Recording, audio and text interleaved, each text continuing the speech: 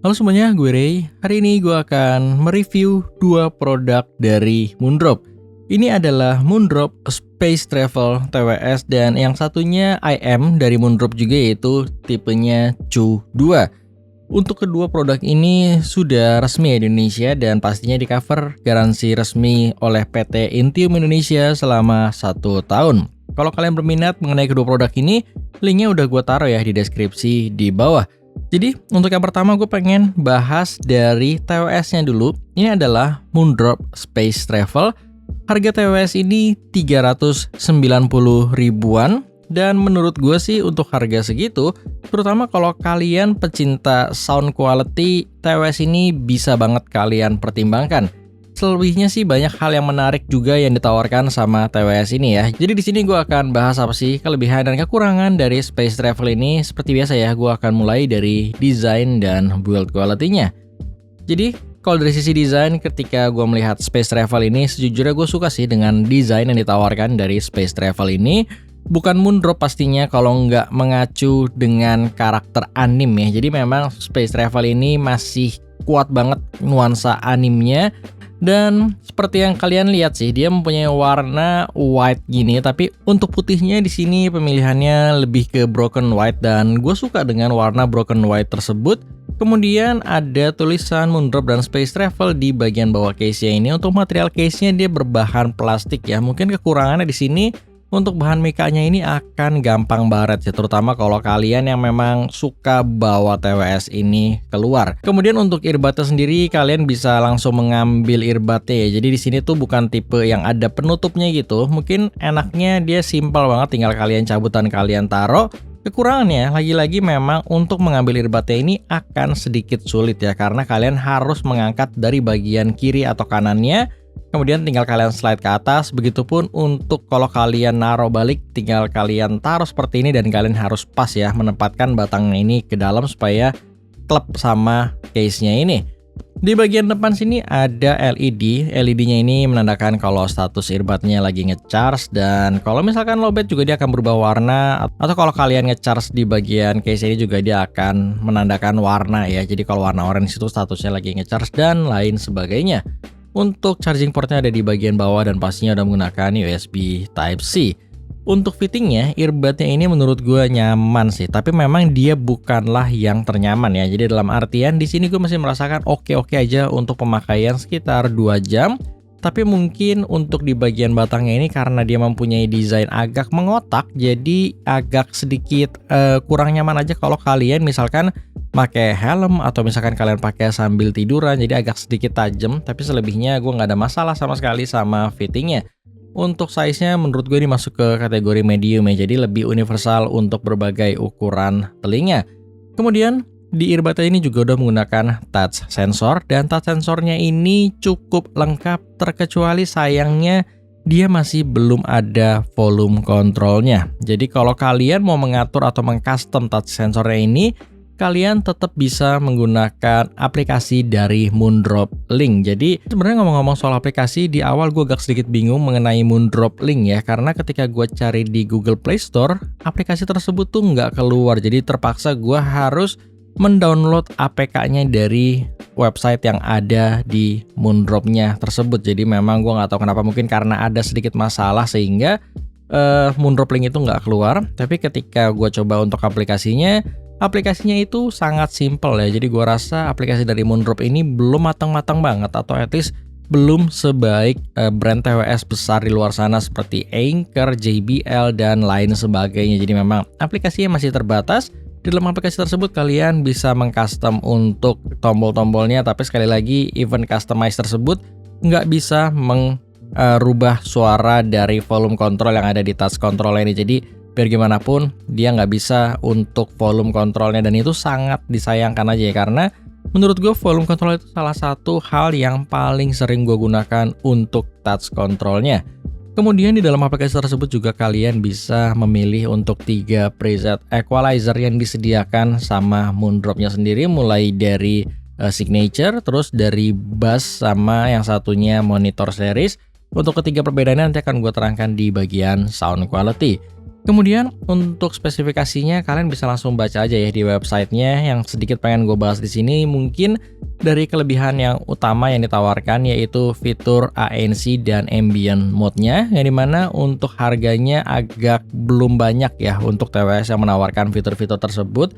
Ada beberapa TWS sih di luar sana yang udah sempet gua review yang menawarkan fitur ANC, tapi kualitasnya sebenarnya gitu-gitu aja. Dan untuk di Moondrop ini sih sebenarnya untuk harga yang ditawarkan gua nggak bisa bilang kualitasnya kurang bagus ya. Dalam artian sebenarnya ketika gue cobain ANC-nya ini terbilang cukup berasa kok, dalam artian untuk harga yang ditawarkan. Sekali lagi kalian nggak bisa meng-compare dengan TWS-TWS yang mempunyai harga di 800.000 ke atas untuk fitur ANC-nya ini ya. Tapi at least work kok buat gue bekerja dengan cukup baik untuk Moondrop Space Travel ini. Begitupun untuk ambient mode-nya. Mungkin untuk ambient mode-nya gue ngerasa agak sedikit kurang transparansi. Jadi ketika gue ngobrol, gue terkadang memang harus tetap melepas earbudnya ini. Meskipun untuk fitting earbudnya ini ketika awal kalian pakai tanpa ANC atau ambient mode-nya, kekedapannya gue rasa dia bukan yang kedap-kedap banget, tapi tetap untuk transparansi mode-nya performance-nya kurang clear aja sih. Jadi gue lebih suka di bagian ANC mode-nya. Kemudian untuk fitur lainnya seperti Bluetooth versi ini pasti dia udah menggunakan Bluetooth versi terbaru, dan di sini pun udah terdapat gaming mode ya. Jadi untuk mengakses gaming mode tinggal kalian tap aja sebanyak 4 kali, dan tap di sini tuh kalian harus cepet ya. Jadi kalau kalian agak lama sedikit aja dia nggak ngebaca untuk sistem tap tersebut.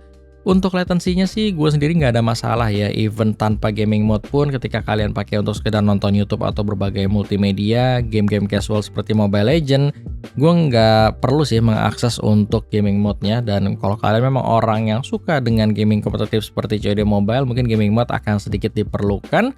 Dan untuk kualitas latensinya kalian bisa nilai sendiri aja ya mengenai kualitas latensi gaming mode-nya dan juga mikrofon dari Space Travel ini.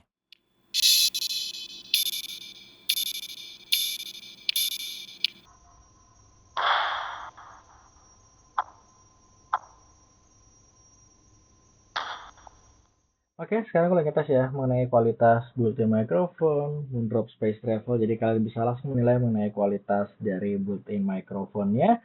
Nggak ada spek yang menarik sih yang bisa gue bahas dari bagian microphone-nya. Tapi kalau soal kualitas ya tinggal kalian nilai sendiri aja ya mengenai kualitasnya, kurang lebih seperti ini. Jadi sekarang kita lanjut lagi yuk ke reviewnya. Oke, selanjutnya untuk baterainya sendiri dia nggak terlalu lama ya. Untuk earbudnya dia bisa bertahan hingga 4 jam, dan untuk case-nya dia bisa bertahan hingga 12 jam. Kemudian yang terakhir kita langsung bahas aja yuk ke bagian sound quality dari Moondrop Space Travel ini. Seperti biasa, sound quality subjektif, jadi apa yang akan gue sharing di sini murni pendapat dari gue pribadi. Jadi untuk Moondrop Space Travel ini secara karakter dia masuk ke neutral to warm ya. Ini cocok banget kalau kalian pengen punya TWS yang sound quality-nya tuh enak tapi nggak bikin capek buat pendengaran dalam jangka panjang. Gue sendiri suka banget dengan apa yang ditawarkan Space Travel ini dari sisi sound quality-nya. Dan kalau bisa gue bilang untuk harga TWS di bawah 500.000, mungkin kalau ada top 5 TWS secara sound quality, ini akan gue masukkan di salah satunya karena memang gue cukup amazed ya dengan apa yang ditawarkan sama Moondrop ini. Untuk bagian treble-nya di sini tipikal treble yang lebih ke arah roll off. Untuk treble sendiri Moondrop Space Travel ini lebih berasa.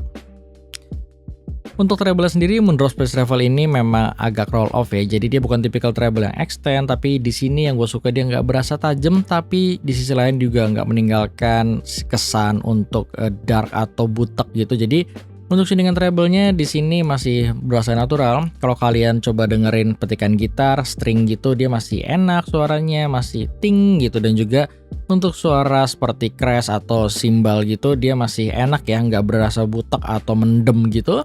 Kemudian untuk detailnya juga di treble-nya terbilang baik sih untuk tipikal karakter yang seperti ini. Jadi overall untuk treble-nya ini tuh kayak treble yang enak banget untuk berbagai macam genre lagu. Vokalnya di sini tipikal vokal yang bukan yang airy, bukan yang maju, yang berasa clarity-nya enggak, tapi di sini tipikal vokal yang nyaman aja gitu ketika kalian pakai. Suara tonalnya cukup natural dan berasa cukup agak tebel untuk bagian lower mid-nya. Jadi untuk suara vokal cowok di sini cukup berbobot dan enak. Untuk vokal cewek kalau kalian suka yang clear, suka yang airy, mungkin kalian nggak terlalu dapat di Moondrop Space Travel ini, tapi kalau tanya ke gue sih, gue puas ya dengan apa yang ditawarkan dari sisi vokalnya. Kemudian untuk area bassnya, kalau kalian basshead mungkin ada beberapa TWS lain yang lebih baik dari sisi bassnya ya, karena tipikal Moondrop ini dari sisi bassnya pastinya bukan yang menggelegar, dia tetap menjaga kuantitasnya dan juga kualitasnya supaya bagus dan rapih ya. Jadi gue suka dengan tuningan bass yang ada di Moondrop Space Travel ini. Dia untuk lagu R&B masih cukup enak, untuk lagu EDM enak, untuk lagu seperti lagu rock pun masih cukup cepat, nggak keteteran sama sekali. Untuk lagu pop juga masih berasa cukup fun. Jadi overall untuk bassnya sih untuk selera gue ini udah sangat cukup. Dia masih agak sedikit aja ngasih sisi emphasize di area upper bassnya. Jadi gue ngerasa memang dia bukanlah yang terapih, tapi enak banget untuk sisi bassnya. Di awal gue udah sempat membahas mengenai 3 equalizer preset yang dikasih sama Moondrop di aplikasi linknya. Jadi untuk perbedaan ketiganya menurut gue hanya di bagian tuningan bassnya ya, dimana di sini ada reference yang itu out of the box yang gue bahas dari tadi. Kemudian ada bagian bass dan juga ada bagian monitor. Basicnya sih untuk monitor dia akan menurunkan lagi sisi bassnya, akan lebih berasa flat. Jadi ini cocok ya kalau kalian memang suka editing menggunakan TWS. Jadi tinggal kalian set aja ke bagian monitor. Even gue sendiri pun masih cukup sering menggunakan monitor untuk mendengarkan lagu karena memang masih cukup nyaman dan bassnya cukup kok buat selera gue. Sedangkan untuk bagian bass ini agak sedikit over untuk selera gue. Dia akan naikin di bagian upper bassnya ya. Jadi dia bukan tipikal bass yang nge-reach lower bassnya lebih deep lagi, tapi memang agak sedikit mengganggu aja kalau buat selera gue. Jadi agak bumi dan agak merembet ke area mid frekuensi dan bikin mid frekuensinya jadi lebih ketutup. Jadi untuk equalizer bass ini memang yang hampir tidak pernah gua gunakan. Secara teknikalitas di sini terasa cukup baik untuk sebuah TWS di bawah 500.000, untuk separasinya enak. Berasa ya perpindahan kiri dan kanannya cukup baik untuk bagian pinpointnya, dan juga untuk 3D imagingnya sedikit berasa, tapi memang jauh kalau kalian bandingkan dengan IM seperti Cu2 yang nanti akan gue bahas ya. Tapi overall sih untuk sebuah TWS, lagi-lagi untuk tipikal teknikalitasnya gue nggak ada komplain untuk harga yang ditawarkan. Dan yang terakhir untuk powernya sendiri, di sini masuk ke kategori cukup, nggak lebih dan nggak kurang ya. Untuk indoor gue membutuhkan sekitar 60-70% dan untuk outdoor bisa di 80-90%. Tapi TWS ini juga pastinya punya kekurangan, terutama gue merasakan untuk sisi stability koneksi di Bluetooth-nya, yang dimana untuk beberapa kali gue merasakan adanya suara putus-putus dari kiri dan kanannya itu ya. Jadi memang secara stability dia belum sebaik TWS-TWS lain yang pernah gue coba di range harga yang sama. Entah ini bad produk yang gue terima atau memang semua Moondrop Space Travel ini mempunyai kejadian yang sama. Kalau kalian udah punya dan kalian merasakan hal yang sama, tinggal kalian tulis aja ya di kolom komen di bawah buat sharing ke user-user lain yang berencana untuk membeli Space Travel ini. Jadi itu aja ya yang gue bisa share dari Moondrop Space Travel ini. Sekarang kita akan beralih ke produk selanjutnya, yaitu Moondrop Cu2. Ini adalah sebuah IM, bisa gue bilang IM budget dari Moondrop ya. Jadi memang untuk Moondrop itu kalau kalian yang udah ngikutin IM, dia mempunyai kelas yang sangat luas. Mulai dari 200-an ribu seperti Cu2 ini ya. Jadi dia dijual di harga 280.000 sampai yang 10 jutaan ke atas seperti Moondrop S8 series dan lain sebagainya. Jadi gue bisa bilang ini adalah salah satu IM termurahnya dari line up Moondrop, dan sejujurnya sih ini mungkin IM Moondrop pertama yang gue coba dari harga di bawah 1 juta ya, karena sebelumnya gue sempat mencoba Starfield dan lain sebagainya. Oke, awal-awal gue mau bahas dari sisi desain dan build quality-nya dulu ya, yang dimana untuk dari sisi build quality-nya, untuk earbud-nya gue suka ya, karena dia mempunyai bahan kayak aluminium atau bisa gue bilang steel gitu ya. Jadi memang berasa dingin dan berasa bagus untuk bagian case-nya ini. Kemudian untuk bahan kabelnya sih gue rasa di sini sangat biasa aja ya, mulai dari jack-nya yang masih menggunakan kepala plastik meskipun ujungnya ini udah gold plated. Dan untuk kabelnya menggunakan silver plate, dan gue rasa untuk ukuran kabelnya ini terbilang cukup kecil dan nggak ada sesuatu hal yang istimewa. Dan di sini gue temuin untuk jack kepalanya ini juga agak sedikit miring ya untuk bagian gold platednya ini. Tapi balik lagi, kalau kabel kalian bisa merekabel sendiri, tapi gue rasa untuk kabel bawaannya untuk harga yang ditawarkan ya memang cukup sesuai lah, nggak ada yang spesial sama sekali. Kemudian untuk pinnya sendiri dia menggunakan 0,78 kali 2, dan untuk ear tipnya ini kalian bisa menggunakan berbagai macam ear tip universal di luar sana ya. Jadi kalian bisa menggonta-ganti karena untuk nozzle-nya ini ukurannya cukup universal menurut gua. Untuk fittingnya sendiri di sini cukup nyaman. Gua gunakan dalam sekitar 2 jam, gua nggak merasakan hal yang mengganggu sama sekali di telinga gua. Tapi balik lagi untuk fitting kalian harus coba sendiri ya, karena untuk size-nya ini sih kalau gue lihat dari housing-nya dia masih masuk ke kategori yang medium to small ya. Dia cenderung cukup kecil kok untuk size-nya. Yang jelas ini jauh lebih nyaman dibandingkan Ting C2 Max yang sempat gue review di range harga yang nggak berbeda terlalu jauh kalau kalian ngomongin dari sisi fittingnya. Untuk speknya sendiri dia menggunakan single dynamic driver berukuran 10 mm, dan untuk spek lainnya tinggal kalian baca aja ya langsung di websitenya biar videonya nggak kepanjangan. Jadi di sini gue langsung bahas aja mengenai sound quality dari Moondrop Q 2 ini. Dan untuk Moondrop Q 2 ini gue sejujurnya belum sempat ngetes lama ya. Jadi gue baru menggunakannya sekitar 2 hari belakangan ini. Jadi mungkin ini kayak first impression gue aja mengenai Moondrop Q 2 ini. Dan gue menggunakan DAC dongle dari Shanling yaitu Shanling UA2 dan langsung gue connect ke smartphone gue. Oke, first impression gue mengenai Q2 ini dia masih mirip dengan saudara-saudaranya Moondrop lain yang pernah gue coba, salah satunya yaitu Moondrop Starfield. Kalau gue lihat sih dari packaging dusnya ini dia mengacu dengan curve Harman target ya. Jadi gue rasa kalau kalian memang suka dengan signature Harman target ya harusnya sih kalian cocok-cocok aja dengan Moondrop Q2 ini. Secara signature dia bisa gue bilang cukup netral dengan slightly ke arah warm ya, bisa gue bilang untuk overall tonalnya. Tapi di sini gue nggak merasa butek sama sekali ya. Jadi ini jauh dari kata butek karena di sini untuk tipikal sound signature yang ditawarkan yaitu Harman target. Gue ngerasa sedikit ada sisi emphasize di upper mid-nya yang ngebuat karakternya itu seolah-olah lumayan clear untuk area tersebut. Untuk sisi treble-nya sendiri dia memang berasa roll off, tapi di sini nggak bikin suaranya tuh berasa nggak enak ya. Jadi kalau misalkan kalian dengar suara kayak splash atau crash dari cymbal gitu, dia tuh masih cukup enak kok dan cukup natural kalau buat gua pribadi. Tapi kalau kalian memang tipikal orang yang suka dengan tipikal treble yang airy, yang bening banget, yang cering banget gitu, mungkin aja sih kalian akan merasa sedikit kurang ya di Moondrop Q2 ini. Jadi itu balik masalah selera. Tapi kalau kalian tanya ke gue suka dengan tipikal treble yang ada di Moondrop Q2 ini. Kemudian untuk sisi vokalnya, di sini vokalnya gue ngerasa memang cukup di boost ya di area upper mid-nya. Mungkin kekurangannya untuk beberapa genre lagu dia agak sedikit aja gue ngerasa ada sibilance-nya.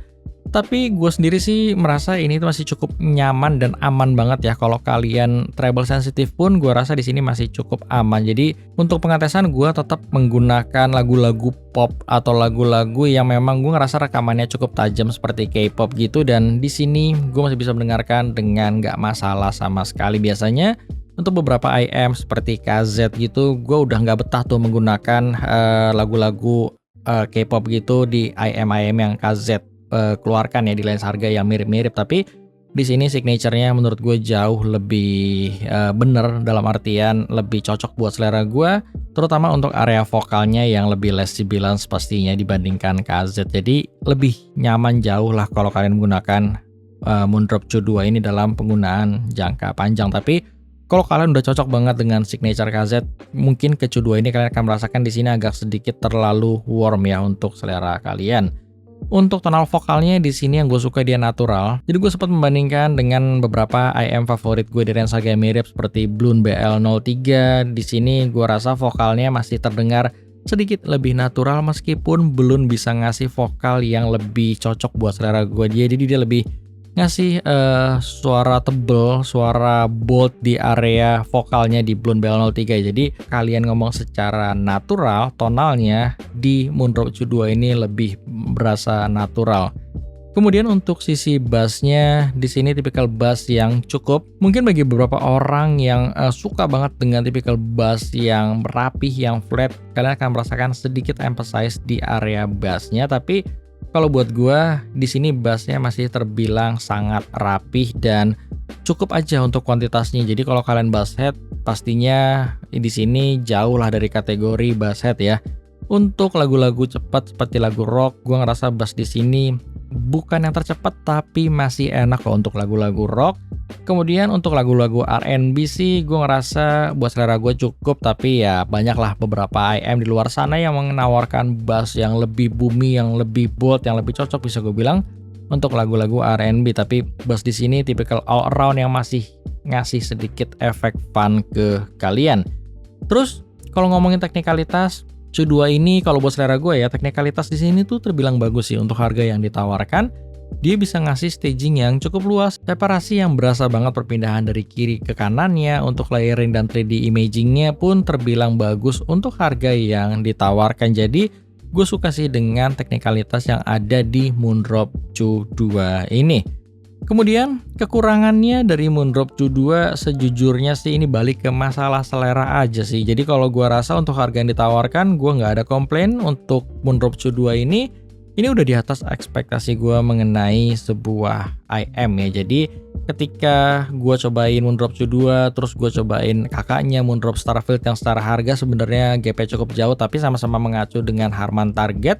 Memang Cu2 ini lebih berasa less refine ya, dalam artian dia agak sedikit lebih kasar untuk area vokalnya, lebih berasa sibilas, detailnya sedikit kalah sama Moondrop Starfield. Tapi untuk overall tonalnya, Moondrop Starfield itu berasa sedikit lebih ngasih efek warm dibandingkan Cu2, karena Cu2 lebih ngeboost di area upper mid-nya yang memang balik lagi ke masalah selera. Tapi overall pastinya Starfield tetap IM yang lebih bagus untuk suaranya dibandingkan Cu2. Tapi untuk perbedaan harga yang segitu jauh, gue ngerasa untuk secara price performance tetap gue lebih dapat di Moondrop Cu2 ini dibandingkan Moondrop Starfield ya. Apalagi dengan build quality-nya yang kalian tahulah para pengguna Starfield, memang secara kabel dan lain sebagainya juga dia biasa aja ya untuk harga yang ditawarkan. Oke, paling segitu aja ya yang bisa gue share mengenai first impression gue tentang Moondrop Cu2 ini. Sekali lagi, kalau kalian berminat mengenai kedua produk dari Moondrop ini, tinggal kalian cek aja untuk link pembelian yang udah gue sertakan di deskripsi di bawah. Thank you banget nonton dan sampai ketemu di review gue selanjutnya.